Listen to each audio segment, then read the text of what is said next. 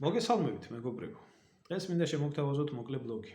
ბლოგი, რომელიც შეეხება საქართველოს უმთავრეს პრობლემას. ალბათ ზოგი იფიქრებს, რომ ბლოგი საქართველოს ტერიტორიულ მთლიანობას, სოციალურ-ეკონომიკურ მდგომარეობას ან დემოგრაფიულ კოლაფს ეხება. არა, არც ერთს. უფრო უარეს და უფრო უარესი საქართველოში არსებული განათლების სიტუაცია. დიახ, სამწუხაროდ დღევანდელი ქართული საზოგადოება ნამდვილად ვერ დაიტრაბახებს ინტელექტის მაღალი ინდექსით. განსაკუთრებით კი ახალგაზრდა თაობა.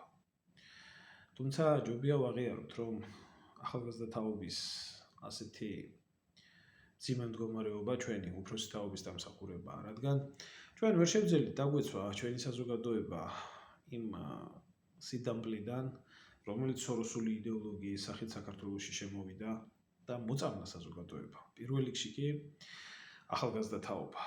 ამიტომაც გაჩნდა ახალგაზრდებში ასეთი დამოკიდებულება, რომ თურმე დღევანდელ ქართველობას და ევროპას შორის განსხვავება ღირებულებითი არის.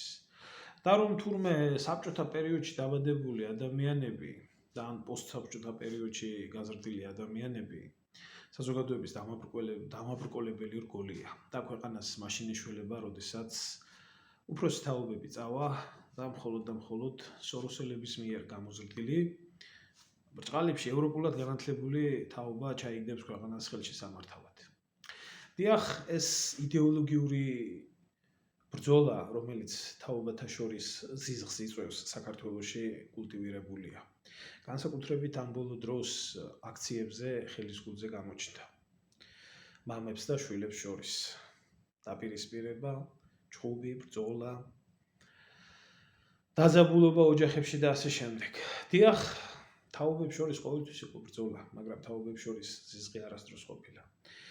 დღევანდელ ქართულ საზოგადოებაში თაობებს შორის ზიზღი არის ხელოვნურად კულტივირებული. ეს ალბათ ზოგიერთისთვის ახალი არის, თუმცა ვინც საზოგადოებრივი საკითხებით და პოლიტიკის საკითხებით არიან დაკავებული, მათ კარგად იციან, რომ ამ ყველაფერს ბალტიური სინდრომი ქვია. ბალტიური სინდრომი ჯერ კიდევ 80-იანი წლების ბოლოს ყოფილ საბჭოთა კავშირში გაჩნდა, სადაც ახალგაზრდა თაობის წარმომადგენლები უფროს თაობას ეუბნებოდნენ, რომ თქვენ საბჭოთა კავშირში აღზრდილი თაობა ხართ, ოღონდ თქვენ მოკვდით, ჩვენ კი დაგმარხავთ. მოკლედ, როგორც არ უნდა იყოს საქმე, აბსოლუტურად ყველა იდეოლოგიას და აბსოლუტურად ყველა იდეას თავიანთი მასწავლებლები ყავს. აქედან გამომდინარე, დღეს მინდა შემოგთავაზოთ ორი რადიკალურად განსხვავებული მასწავლებლის სახე. არჩევანი თქვენზე არის, დასკვნები თქვენ თვითონ გააკეთეთ. თქვენ როგორც მშობელი ვისთან ისურვებდით საკუთარი შვილის მეყვანას, რომ აღიზარდა თქვენი შვილი. დანარჩენს კი ბლოგის შუაში და ბოლოში ჩემი კომენტარით შემოგთავაზებთ. ახლა კი ნახეთ ბნელი გრუზინული მენტალიტეტის მატარებელი საბჭოთა პერიოდის მასწავლებელი, რომლებმაც ჩემი თაობა და უფროსი თაობა აღზარდეს. თხოვთ.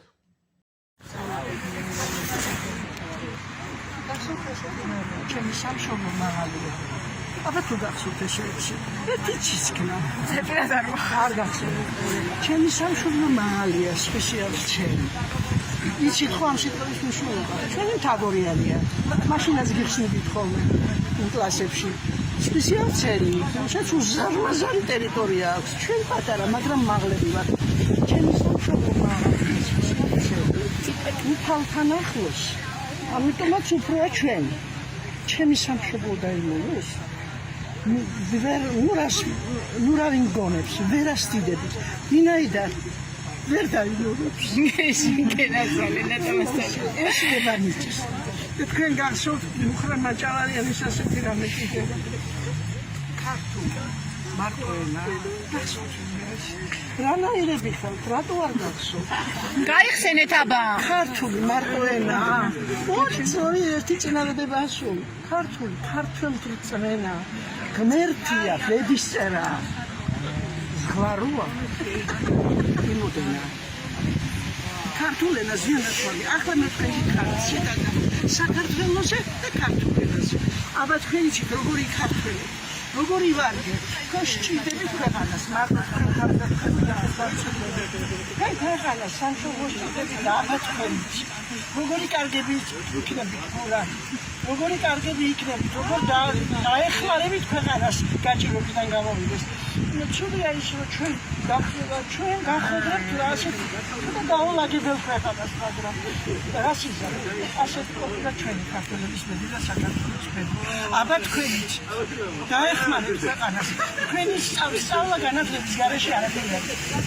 აი ასწავლი უნდა იყოს, რა პროფესიასაც მისდევთ, ხელოსანი იქნებით, ვინც იქნებით, სწავლის და განათლების გარეშე არაფერი ამ ქვეყანაზე კარგი.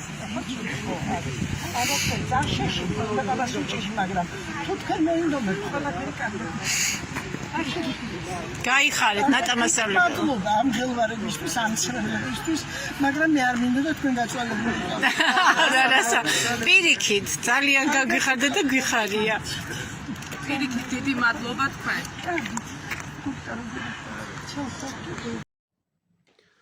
ეს იყო მასწავლებელი ბნელი საბჭოთა კავშირიდან.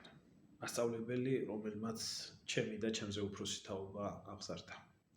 ალბათ ზოგ-ზოგი ერთ თვალზე ცრემლი მოგადგათ ისევე როგორც მე, რადგან დიახ ასეთი მასწავლებლები გვყავდა, რომლებიც გარდა საგნისა სამშობლოს სიყვარულს და ეროვნულ ცნობიერებას გვინერგავდნენ გონებაში.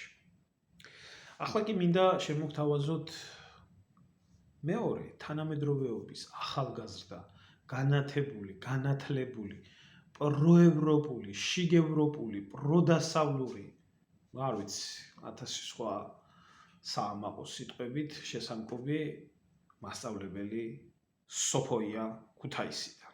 გთხოვთ.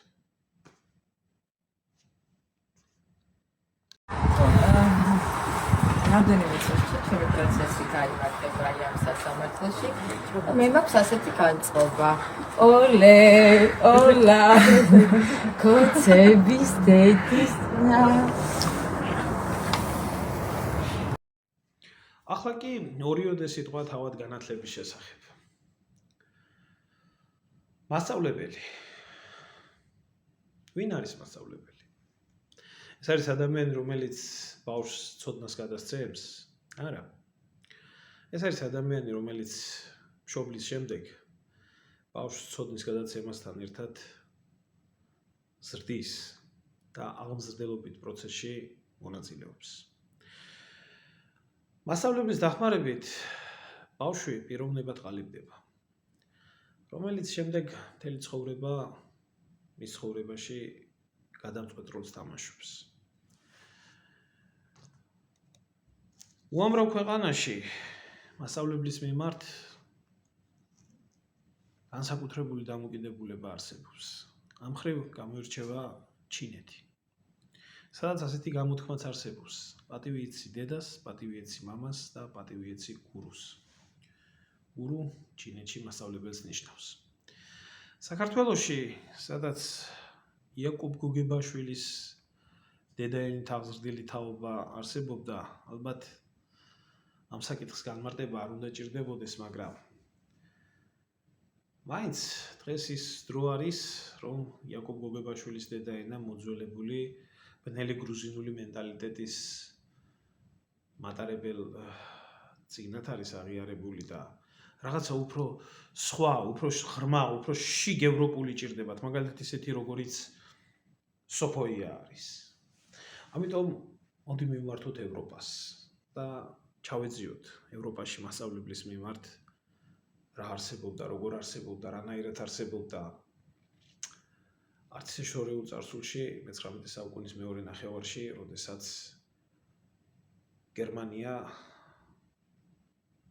მისი დაქსაქსული სამთავროებიდან ერთიანდებოდა და მის გაერთიანებას რკინის კანცლერად წოდებული ოტო ფონ ბისმარკი ახორციელებდა, გადამწყვეტი ბრძოლისთვის ემზადებოდა.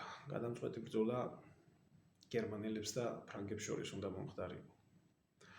ეს იყო ბრძოლა, რომელზეც საბოლოოდ ევროპის ბედი და კაცობრიობის ბედი შეცვალა და რომელიც გერმანელთა გამარჯვებით დასრულდა. გერმანიის იმპერიის გამოცხადება საფრანგეთში, პარიზში, კერძოდ ვერსალში სარკეებიან დარბაზში მოხდა. როგორც ამბობენ, ამ ბრძოლის შემდეგ ოტო ფონ ბისმარკმა ასეთი სიტყვები წარმოთქვა. ომი მოიგო გერმანელმა მასწავლებელმა. თუმცა სამართლიანობა მოითხოვს მისი ეს ნათქვამი უფრო სიღრმისეულად იქნას განხილული. რადგან ბისმარკს ეს სიტყვები თავად არ მოუგონებია. ეს სიტყვები ბისმარკს თავისი თანამედროვის ლეიპციგის უნივერსიტეტის პროფესორის ფეშელის მიერ ჰქონდა აღებული. ფეშელმა ეს სიტყვები გამოიყენა მაშინ, როდესაც გერმანულმა არმიამ ავსტრიელები დაამარცხა. ფეშელმა თქვა, რომ გერმანელმა მასწავლებელმა მოიგო ომი ავსტრიელ მასწავლებელზე. მოკლედ, ეს პოპულარული ფრაზა იმ პერიოდის ევროპაში ხშირად განიხილებოდა. ამიტომ გერმანიაში თვითონ მეცნიერები, მასწავლებლები, სამხედროები, საზოგადოების სხვადასხვა ფენა იყო ჩართული. რომ სხვადასხვა ფორმის ახსნა მოენახათ. ყველაზე კარგი ახსნა, ჩემი აზრით, გერმანიის გენერალური შტაბის უფროს მოლტკეს ეკუთვნის, რომელმაც ფეშელის სიტყვები ასე განმარტა. ამბობენ, რომ ჩვენ ბოლო დროს მიღწეული გამარჯვებებით თავი ვისახელეთ, გამომდინარე იქედან, რომ გერმანელმა მასწავლებელმა მოიგო ომი ავსტრიელ და ფრანგ მასწავლებელზე. მართალია, ცოდნა ნამდვილად ბევრ რამეს ქმნის და რა თქმა უნდა, ცოდნით შეიძლება ბევრი რამის მიღწევა, მაგრამ მხოლოდ და მხოლოდ ცოდნა, როდის იყო აძლევდა ადამიანს ისეთ განვითარებას და განვითარების ისეთ მაღალ ეტაპზე ასვლას, რომ მან მისი სიცოცხლე ანაცვალოს უფალს და სამშობლოს ასეთ მაღალ მატერიებს. ამიტომ თავარი სწავლა კი არა, აღზრდა. ალბათ ამაზე უკეთესად ვერავინ ვერ განმარტავდა ამ სიტყვებს. საქმე იმაში იყო, რომ იმ პერიოდის გერმანული განათლების მოდელი დაინერგა ბრიტანეთში, საფრანგეთში და მაშინ არსებულ რუსეთის იმპერიაში, რომლის შემდეგ მოდერნიზება და სრულყოფა საბჭოთა კავშირში მოხდა. საბჭოთა სკოლამ კაცობრიობას უამრავი წარმატება აჩუქა. პირველი წყალბადის პომპი, პირველი კოსმოსური თანამგზავრი, პირველი ადამიანი კოსმოსში და ასე შემდეგ. თუმცა ეს ყველაფერი ხომ მაინც ბნელი გრუზინული ეპოქის გადმონაშთია, ამიტომ დღესდღეობით სალანძღავად არის მიჩნეული. თუმცა საინტერესო მომენტი არის ის, რომ თავად ინგლისელებმა საბჭოთა სკოლის მოდელი თავიანთ ელიტარულ სასწავლებლებში სულ რამოდენიმე წლის წინ დანერგეს, რადგან მიჩნეული იყო, რომ საბჭოთა სკოლის სტანდარტი ეს იყო გერმანული სკოლის სრულყოფა, რომლის მიხედვითაც მომავალი თაობის აღზრდა ყველაზე სწორი და გამართლებულია. ასე რომ ჩვენი საშველი რა იქნება? ჩვენი საშველი უკან მომავლისაკენ საბჭოთა სკოლის მოდელის დაბრუნებაში არის. სხვა შემთხვევაში ყოველთვის გვეყოლება სოფოია და ყოველთვის გვეყოლება ისე შიგ ღრმად უკნიდან განათლებული ახალგაზრდობა, რომლებიც რუსთაველზე ძაღლების და კატების ხმაში იმღერებენ და რომლებსაც არ ეცოდინებათ თამარ მეფე ვინ იყო, რუსთაველი ვინ იყო, 9 აპრილი რატომ მოხდა და გქონდა თუ არა დავით აღმაშენებელს ვეფხისტყაოსანი წაკითხული. მოკლედ დღეისთვის სულ ეს იყო, კარგად ბრძანდებოდეთ.